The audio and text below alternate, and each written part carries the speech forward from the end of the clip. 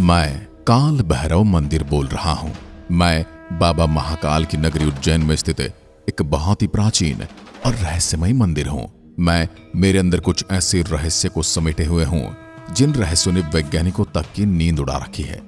मैं तो इन रहस्यों को बाबा का चमत्कार ही कहता हूं, लेकिन आप क्या सोचते हो ये मेरे रहस्य को जानकर बताना।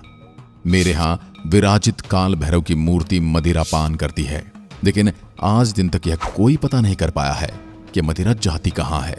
मेरे यहां आज भी मदिरा का ही भोग लगाया जाता है। बाबा महाकाल के दर्शन को आया प्रत्येक दर्शनार्थी मेरे दर्शन के लिए आता है। ऐसा माना जाता है कि मेरे दर्शन के बिना बाबा महाकाल के दर्शन का फल नहीं मिलता। आज मुझसे जुड़े हर एक रहस्य से इस वीडियो के माध्यम से पर्दा उठाऊंगा, जिसके लिए मेरे साथ बने रहें वीडियो के अंत तक। माना जाता है कुछ सालों पहले ब्रिटिश अधिकारियों ने मेरे इस रहस्य का पता लगाने के लिए मेरे यहां बाबा काल भैरव की मूर्ति के आसपास काफी खुदाई करवाई थी, लेकिन उसके बावजूद भी मेरे रहस्य का पता नहीं लगाया जा सका।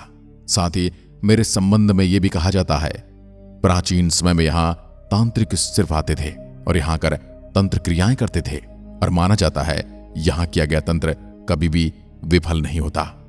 शिप्रा नदी को पवित्रता का प्रतीक माना जाता है। इसका वर्णन पुराणों के अतिरिक्त धार्मिक ग्रंथों में भी मिलता है। इस पवित्र नदी के तट पर उज्जैन के अनेक प्राचीन नगर, मंदिर और धार्मिक स्थल हैं। ऐसे ही धार्मिक स्थलों में से एक मैं हूं, उज्जैन का प्रसिद्ध काल भैरव मंदिर। मैं उज्जैन नगर से लगभग 8 किलोमीटर की दूरी पर स्थित हूं। सड़क के निकट ही स्थित मेरे इस मंदिर का प्रवेश द्वार किसी भव्य ड्योढ़ी की भांति है। 2 तल वाले मेरे इस प्रवेश द्वार का निर्माण कलात्मक ढंग से किया गया है। मेरे इस मंदिर में दर्शन के लिए सैकड़ों भक्त आते रहते हैं। उज्जैन के भैरवगढ़ क्षेत्र में स्थित मेरे इस मंदिर में शिव अपने भैरव स्वरूप में विराजमान है। मेरे बारे में कहा जाता है अगर कोई उज्जैन आकर महाकाल के दर्शन करे और काल भैरव ना आए तो उसे महाकाल के दर्शन का आधा ही लाभ मिलता है। इस कारण उज्जैन आने वाले श्रद्धालु काल भैरव के दर्शन करने अवश्य आते हैं, चाहे वो कुंभ के मेले में भाग लेने आए हों अथवा महाकाल मंदिर में दर्शन करने। वो सभी अपनी यात्रा काल भैरव के दर्शन के उपरांत ही संपन्न करते हैं। धार्मिक मान्यताओं के अनुसार काल भैरव को यह वरदान प्राप्त है कि भगवान शिव की पूजा से पहले उनकी पूजा की जाए। मेरे प्रवेश द्वार के भीतर भाग में भक्तों को पूजा संबंधी सामग्री उपलब्ध करवाने वाला एक बाजार है। समय के साथ साथ विकसित हुए इस बाजार में पूजा की सभी सामग्रियां उपलब्ध हैं। धूप, दीप, नारियल, बेलपत्र, सभी पूजा का सामान उचित मूल्य देकर यहां से प्राप्त किया जा सकता है। प्रवेश द्वार को पार कर आप मुख्य द्वार में पहुंचते हैं। मेरा परिसर चारों ओर से विशाल भी है और भव्यात्मक भी है और आकर्षक भी। मेरे परिसर में मंदिर के अतिरिक्त अन्य भवन भी निर्मित हैं। मुख्य मंदिर सहित सभी मंदिरों पर आधुनिक मंदिरों का प्रभाव देखा जा सकता है। आधुनिक मंदिर के उपरांत भी मेरे इस मंदिर में पग धरते ही मन में एक अद्भुत शांति का आभास होता है। ऐसा प्रतीत होने लगता है मानो संसार के सारे दुख दूर हो गए हों। काल भैरव को ग्रहों की बाधाएं दूर करने के लिए जाना जाता है। जन्म कुंडली में राहु से पीड़ित होने वाले व्यक्तियों के लिए अगर इस मंदिर में आकर भोग लगाते हैं तो उन्हें सभी कष्टों से मुक्ति मिल जाती है। बाबा काल भैरव के भक्तों के लिए उज्जैन का भैरव मंदिर किसी धाम से कम नहीं है। शिखर शैली में निर्मित मेरा मुख्य मंदिर धरती से लगभग 6 फीट ऊंचे चबूतरे पर बना है। परिसर से मंदिर के चबूतरे पर पहुंचने के लिए आपको 9 सीढ़ियां चढ़नी पड़ती हैं। सीढ़ियों में भक्तों के आवागमन को सुविधाजनक बनाने के लिए 2 भागों में विभाजित किया गया है। यह त्योहारों और विशेष अवसरों को ध्यान में रखकर किया गया है ताकि भीड़ को नियंत्रित किया जा सके। मेरा इतिहास लगभग 6000 साल पुराना माना जाता है। वर्तमान स्वरूप बाद में बना गया। अगर बात करूं तो वास्तव में मैं एक तांत्रिक केंद्र हूं। एक ऊंचे टीले पर बने हुए मेरे चारों ओर परकोटा बना हुआ है। उज्जैन में काल भैरव को शहर का रक्षक या कोतवाल कहा जाता है। काल भैरव मंदिर में गर्भगृह पर निर्मित छत एक गुंबद की भांति है जो कि शिव मंदिर से भिन्न है। यहां पर भगवान भैरव मुकुट रूपी एक पगड़ी पहने आसन पर विराजमान है। यह पगड़ी मराठा राजाओं की ओर से भेंट की गई थी। इस परंपरा का निर्वहन आज तक किया जा रहा है। सिंदूरी वस्त्र से लिपित उनकी प्रतिमा बड़ी बड़ी आंखें और जीभ निकाले हुए है। फूलों तथा आभूषणों से सुसज्जित उनकी प्रतिमा का केवल मुख ही सुसज्जित होता है। यहां भगवान का तांत्रिक रूप विद्यमान है। इससे संबंधित स्कंद पुराण की कथा के अनुसार चारों वेदों के रचयिता ब्रह्मा ने जब पांचवें वेद का निर्णय किया तो समस्त देवतागण घबरा गए। उनका मानना था सृष्टि के लिए इस वेद की रचना करना ठीक नहीं। इस कारण वो सभी ब्रह्मा जी को रोकने के लिए महादेव की शरण में गए, लेकिन ब्रह्मा जी ने महादेव की बात नहीं मानी। इस बात पर शिव क्रोधित हो गए। क्रोध के कारण उनके तीसरे नेत्र से एक ज्वाला प्रकट हुई। इसी ज्वाला से काल भैरव ने रौद्र रूप धारण किया और ब्रह्मा जी के पांचवें सिर को धड़ से अलग कर दिया। काल भैरव ने ब्रह्मा जी का घमंड तो दूर कर ही दिया, लेकिन उन पर ब्रह्म हत्या का दोष लग गया। इस दोष से मुक्ति पाने के लिए भैरव दर दर भटकने लगे, लेकिन उन्हें मुक्ति नहीं मिली और फिर उन्होंने अपने आराध्य देव शिव की आराधना की। शिव ने उन्हें क्षिप्रा नदी में स्नान कर तपस्या करने को कहा। ऐसा करने पर काल भैरव को दोष से मुक्ति मिली और वो सदा के लिए वो उज्जैन में ही विराजमान हो गए। यूं तो भगवान शिव का भैरव रूप रौद्र रूप पर तमोगुण प्रधान रूप है, मगर काल भैरव भक्तों की सहायता के लिए दौड़े चले आते हैं। काल भैरव के मेरे इस मंदिर में मुख्य रूप से मदिरा का ही प्रसाद चढ़ता है। इसके अलावा जब भी किसी भगत को कानूनी रूप से विजय हासिल होती है तो बाबा के दरबार में आके मावे के लड्डू चढ़ाता है।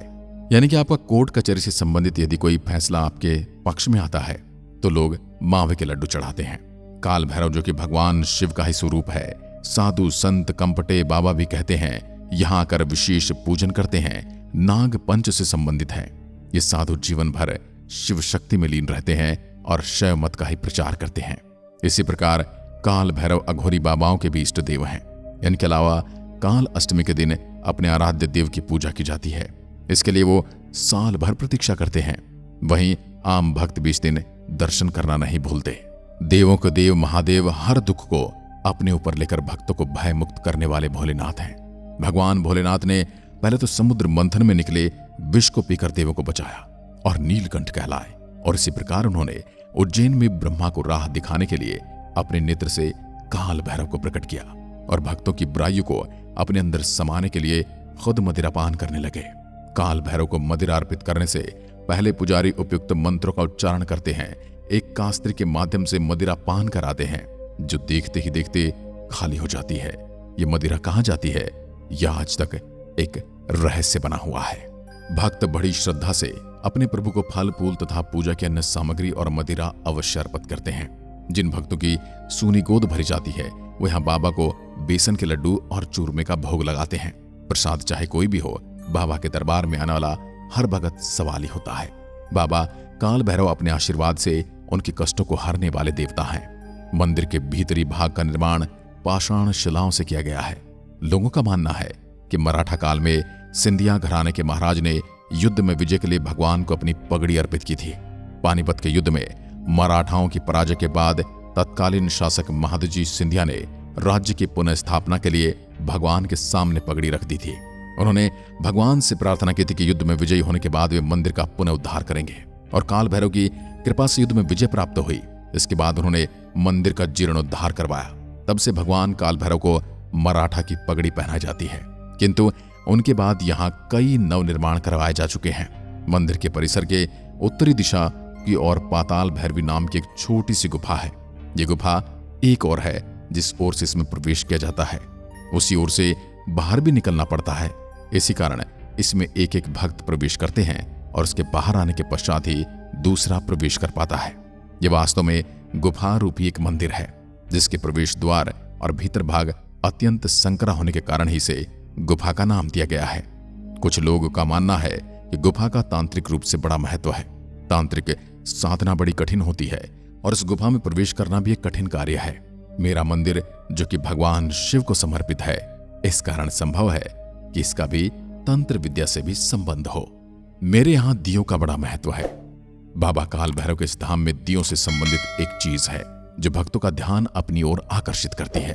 वो है मंदिर परिसर में मौजूद दीप स्तंभ।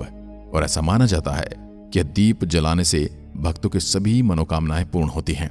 जिनका किसी कारण विवाह नहीं हो पा रहा हो, वो विवाह की मनोकामना लिए आते हैं तो प्रभु उनकी कामना पूर्ण करते हैं, ऐसा भक्तों का विश्वास है। और जिनको भी मनोकामनाएं पूर्ण होती हैं वो दीप स्तंभ पर दीप अवश्य लगाते हैं। इसके अलावा भगत अपनी मनोकामना के अनुसार दिए जलाते हैं। जहां एक और शत्रु बाधा से मुक्ति और अच्छे स्वास्थ्य के लिए सरसों के तेल के दिए जलाने की परंपरा है। वहीं अपनी मन प्रतिष्ठा में वृद्धि की इच्छा करने वाले चमेली के तेल के दिए जलाते हैं। दीप स्तंभ पर सायंकाल दीप जलाने की प्रक्रिया शुरू होती है। उसे देखने के लिए भक्तों की भीड़ सायंकाल से पहले ही आना शुरू हो जाती है। सभी दीप आस्था और प्रकाश में जगमग हो उठता हूं। ये दृश्य बड़ा ही सुहावना होता है, जो मेरे मन को असीम शांति देता है। अब बात करते हैं आप बाबा काल भैरव के दर्शन के लिए मुझ तक कैसे पहुंच सकते हैं। काल भैरव मंदिर उज्जैन की यात्रा पर जाने वाले पर्यटकों को हम बता दें कि आप फ्लाइट, ट्रेन और बस में से किसी का भी चुनाव कर सकते हैं। फ्लाइट से काल भैरव मंदिर कैसे पहुंचे? महारानी अहिल्याबाई होलकर एयरपोर्ट उज्जैन का सबसे बड़ा एयरपोर्ट है, जो उज्जैन से लगभग 56 किलोमीटर की दूरी पर स्थित है। यह हवाई अड्डा भारत के प्रमुख शहरों से हवाई मार्ग द्वारा जुड़ा हुआ है। आप भारत के किसी भी प्रमुख शहर से महारानी अहिल्याबाई होलकर एयरपोर्ट के लिए उड़ान भर सकते हैं और एयरपोर्ट पहुंचने के बाद बस, टैक्सी या कैब बुक करके काल भैरव मंदिर पहुंच सकते हैं। यदि आपने काल भैरव की यात्रा के लिए ट्रेन से ट्रेवल करना है तो ट्रेन से यात्रा करना आपके लिए एक कंफर्टेबल ऑप्शन साबित हो सकता है। उज्जैन जंक्शन रेलवे स्टेशन अपने आप में एक प्रमुख रेलवे स्टेशन है, जो देश के सभी प्रमुख स्टेशनों से ट्रेन रूट के माध्यम से जुड़ा हुआ है। काल भैरव मंदिर रेलवे स्टेशन से लगभग 6 किलोमीटर की दूरी पर स्थित है। श्रद्धालु रेलवे स्टेशन पर उतरने के बाद स्थानीय परिवहनों की मदद से काल भैरव मंदिर पहुंच सकते हैं। अगर आप भैरव बाबा मंदिर उज्जैन बस या सड़क मार्ग से आना चाहते हैं तो जान ले कि उज्जैन में प्रमुख बस स्टेशन देवास गेट और नानाखेड़ा है। मध्य प्रदेश के प्रमुख शहरों से उज्जैन के लिए नियमित बस सेवाएं उपलब्ध हैं। सुपरफास्ट और डिलक्स एसी बसें भी इन मार्गों पर उपलब्ध हैं। इसके अलावा आप अपने निजी वाहन से यात्रा करके भी काल भैरव मंदिर जा सकते हैं। यह थी मुझसे जुड़ी यानी उज्जैन के काल भैरव मंदिर से जुड़ी हुई जानकारी। आपको वीडियो कैसा लगा ये हमें कमेंट करके अवश्य बताएं। साथ ही अभी तक चैनल को सब्सक्राइब नहीं किया है तो चैनल को सब्सक्राइब करें और बेल आइकन को अवश्य दबाएं। धन्यवाद। जय हिंद, जय भारत, हर हर महादेव।